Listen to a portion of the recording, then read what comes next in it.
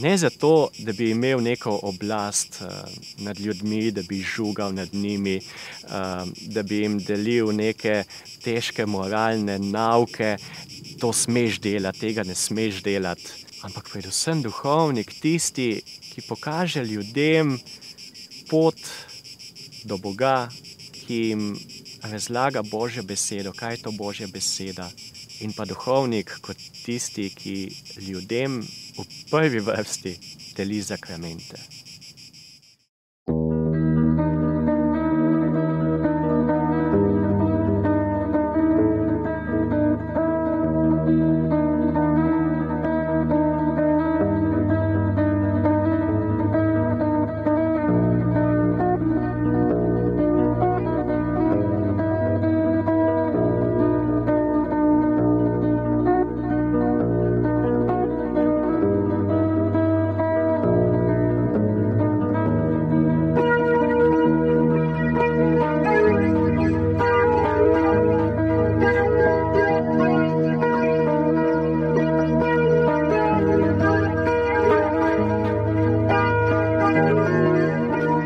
Jezus se nam predstavi kot čudodelnik. In morda si včasih kar nekako z neko nostalgijo pomislimo, zakaj ne živimo v času, ko je hodil po tej zemlji Jezus Kristus. Marsikdo bi bil ozdravljen, celo nekdo bi bil obujen nazaj v življenje, kot smo slišali v današnjem evangeliju.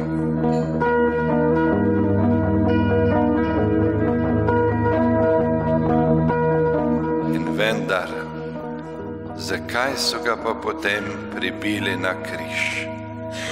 Kaj je Jezus naredil narobe, da je tako končal svoje življenje? In veste, da je ta križ še celo danes ljudem v spotiku. In vendar ni Kristusa brez križa in križ brez Kristusa je le navadno mučilo. Če pa vzamemo križ z Jezusom Kristusom, potem je pa to naše odrešenje. Kaj je pravzaprav bilo tisto, da me je pripeljalo na to pot?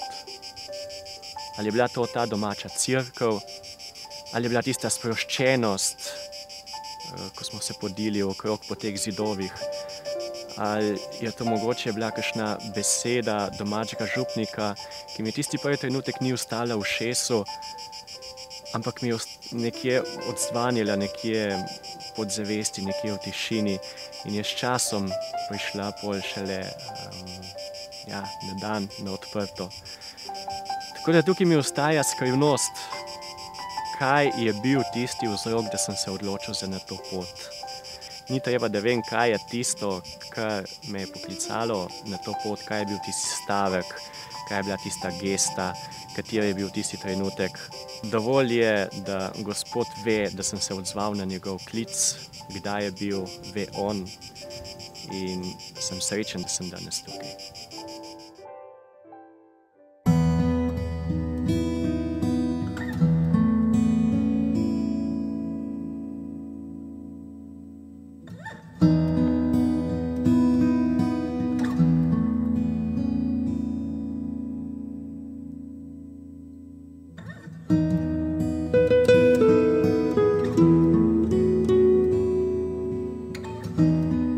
Torej, kaj je Jezus naredil, da so ga pribili na križ? On, ki je človek, se delal Boga. Tako so ga tožili veliki duhovniki pred Pilatom. On, ki je človek, torej niso v njem prepoznali Božjega sina. Bratje in sestre, a ni to zanimivo? Navdušen je, ko je delal čudeže. Navdušen je, ko jih je nahranil, čudežno nahranil s kruhom. Takrat so celo drli za njim in ga po sili hoteli narediti za kralja. Tudi, ko je začel govoriti o Evharistiji, o tem, da se jim sam daje v jed, Takrat so rekli, trda je ta beseda in so odšli.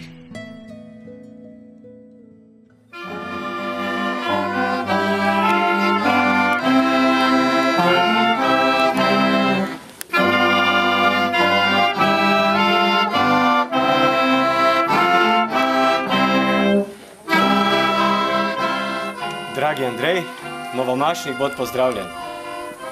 Veliko veselja mi je, da v imenu najprej domače Vrabelske župnije, potem pa tudi v imenu vseh vrhovcev in v imenu vseh drugih, ki smo se danes tukaj zbrali, izrečem iskreno dobrodošlico. Dobrodošel med nami in naj bo res vedno Bog s teboj na vseh tvojih poteh, tako redovniških, kakor duhovniških. Še enkrat, novomašnik, bod pozdravljen med domačimi. Hvala lepa, Bogu.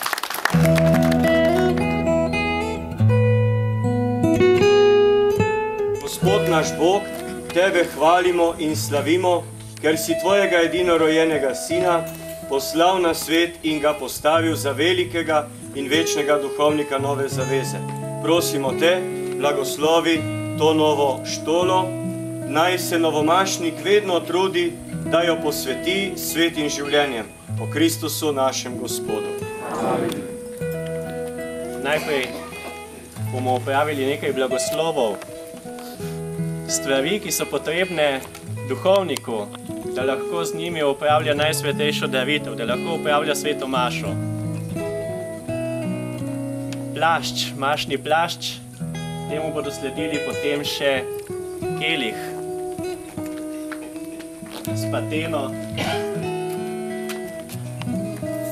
in pa seveda novomašni križ, ki naj bi me vsak dan znova spominjal, kdo je tisti, ki me je odrešil, kdo je tisti, za katerega se splača iti za njim.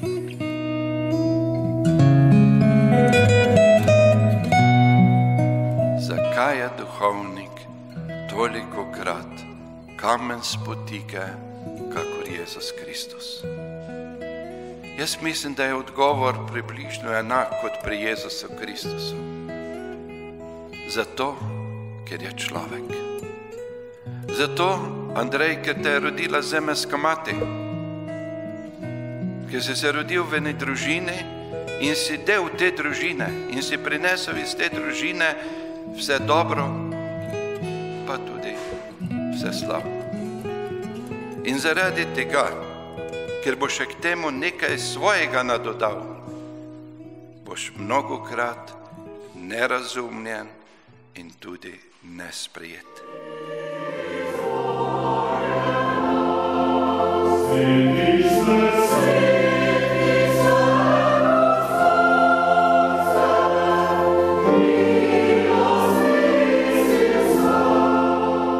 Dobili smo kaplana, zelo sposobnega, dobrega pridigarja, zelo radi smo ga imeli. In potem je se zgodilo, da je gospod župnik umrl in kaplan je postal naš župnik. In je bil preko 40 let v naše župnije.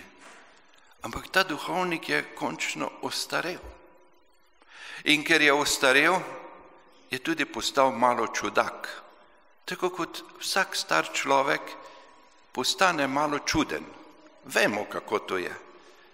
In nazadnje se je zgodilo, da so tega duhovnika tako sovražili, da sem imel včasih občutek, da bi ga v žlici vode utopili, če bi ga lahko. In sem se tudi takrat spraševal, pa kaj je naredil narobe? Kaj je njegov greh?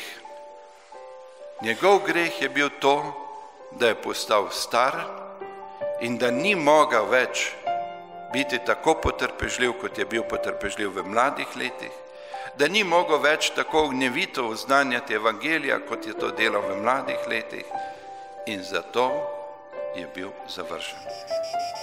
Pripravi se tudi na težke trenutke, pripravi se tudi na to, da ne boš bil sprejet kot duhovnik, da ne boš sprejet bil kot človek, ampak če veš, da je to tista ta prava pot, te stvari ne bojo potrebne. In duhovnik se mi zdi tukaj na tej poti, ko odkrije to bistvo v sebi, to resnico, da je ta pot k Bogu, za Bogom, za Jezusom Kristusom, tista ta prava. Lahko samo še razklene roke in reče, ja, grem za tabo, grem po tej poti. Kaj pa, če boš pa res se svojo lastno krivdo dajal slab vzgled? Vse je mogoče. Jaz sem si ob novi maši želel, da bi bil najboljši duhovnik, pa nisem. Marsikaj je bilo napačnega v mojem življenju. Marsikaj, kar moram obžalovati, za kar moram Boga za odpuščanje prositi. Tako bo verjetno tudi v tvojem življenju. Ste daj brali tisto pesem od Simona Gregorčiča, Ujetega ptiča tužba.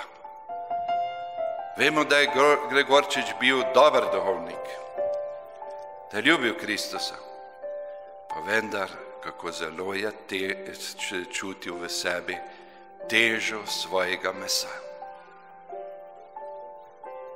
Tudi to se zgodi. Človek je, zelo človek.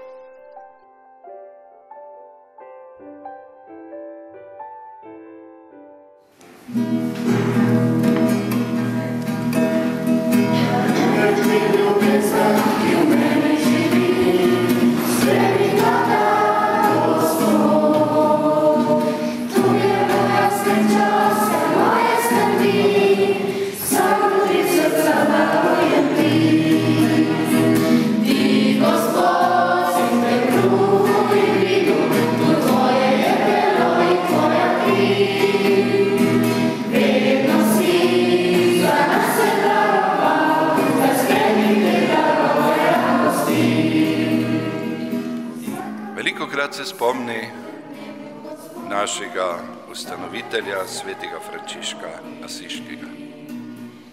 Za njega vemo, da je veliko gledal na Kristusa križanega in da je pod križem velikokrat jokal kakor otrok. In so ga vprašali, Frančišek, zakaj jokaš? In takrat je odgovoril, ker ljubezen ni ljubljena. Ljubezen Kristus, ker Kristus ni ljubljen. Tako ga je to bolelo. Če boš to imel v mislih, potem ko bodo prišli trenutki slabosti, skušnjav, ko te bo bodisi hudi duh ali pa človek nagovarjal v grešno življenje, se spomni na Frančiška. Ljubezen ni ljubljena. In če boš se tega zavedal, potem boš se bal narediti greh. Ker ne boš želel užaliti tistega, ki te je poklical, tistega, ki ti je po škofu podelil sakrament duhovništva, tistega, ki ga boš vsak dan držal v rokah in ga delil Božjemu ljudstvu.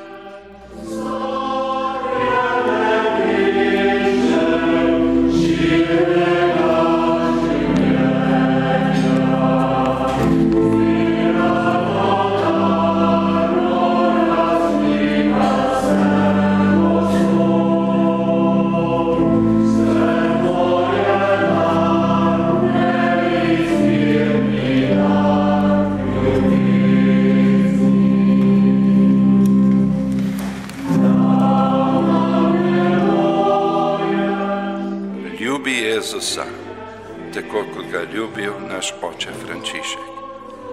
In potem boš dober redovnik in svet duhovnik. Amen.